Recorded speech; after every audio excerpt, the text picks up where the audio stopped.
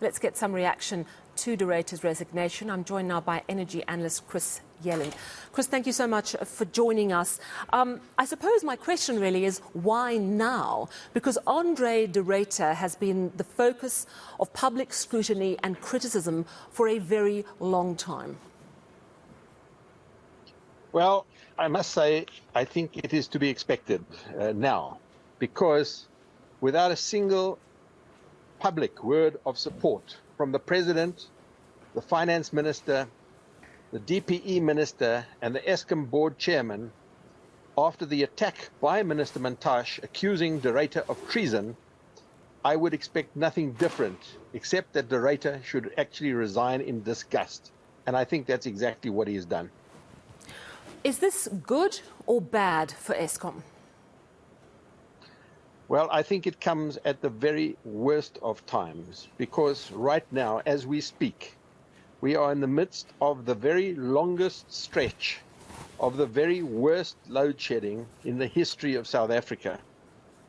Today, Eskom announced that its energy availability factor of its fleet of power stations had dropped to 51%, which is the worst that it has ever been.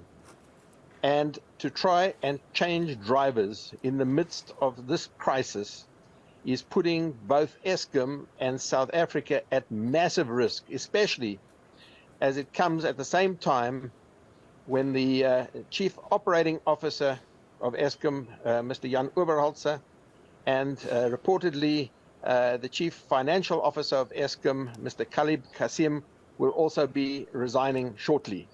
So it is leaving Eskom rudderless, with a new and inexperienced board, with no CEO, COO, and CFO. And these positions take many, many months to replace.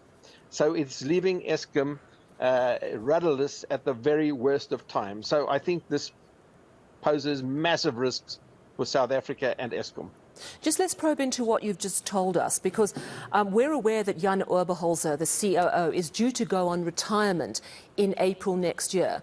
Are you saying to me that you are hearing he is going to also resign along with CFO Caleb Kassim? No, I'm saying that he is due to leave Eskom. It has been publicly announced that he'll be leaving Eskom at the end of March. Yeah. I guess his contract has come to an end, and he is retiring. It was reported in News 24 today that the CFO, Caleb Kassim, will also be leaving. Whether he's resigned or not, I don't know. All right, well, we'll have to probe and get clarity on that. And this, of course, as well, let's not forget that we had an acting head of generation, Rulani Matebula, who in November resigned, citing just the personal pressure of it all. They have since appointed someone new. But as you say, we're looking at a very shaky group of people at the top. Who do you think is likely to take over? News 24 is reporting this afternoon it might be board chair, Mpho Makwana. Would that be a good move in your view? Well, I think it's a reasonable sort of conclusion to reach that he may take over as acting CEO while they are busy recruiting a new CEO. So I personally don't think he will be the final CEO, although, quite frankly, nothing is beyond the realms of possibility at the moment. But I think it would make sense that he could take over as acting CEO in the interim period. And that is what News 24 has reported. And I think there is probably some merit in that suggestion, although I don't know for sure. Of course, we know that when you get to this sort of C-suite level, very often there's at least a 3-month notice period. So I would imagine if that is indeed the case, we will see 3 months of the same team, unless, of course, they are resigning with immediate effect because they feel that there's no support. We certainly are waiting to hear details on that. But do you see these developments with Andre de Ruyter now making it clear that he is resigning having any impact on where we are with our load shedding? We're sitting at the moment indefinitely on stage 5. We've actually been waiting to hear from Eskom for the last few days, and we actually have not had a public announcement from them. Looking back, it looks a little bit telling now that we know Andre de Ruyter's going. That's right. There is huge uncertainty now going forward. You mentioned the head of Eskom Generation, the CEO of Eskom Generation, resigned recently and has been replaced with an acting head. And you may remember also that the chief nuclear officer of Eskom resigned not long ago. You know, in the midst of the most critical and complex of projects being undertaken at Koeberg Power Station ever in the history of Koeberg since it was first commissioned. So we are seeing here a massive loss of key executives, and there may be more, you know, that leave in the wake of this change. As I say, this is no way to solve a massive crisis, to change the driver in the middle of the night on a road that is really very rocky and where there's no clarity of vision.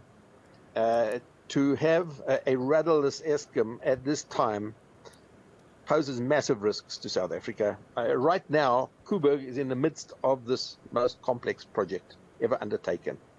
So it really does raise the tension, and we are moving into the ANC elective conference starting on Friday, and this is not a time known, you know, for making hard political decisions.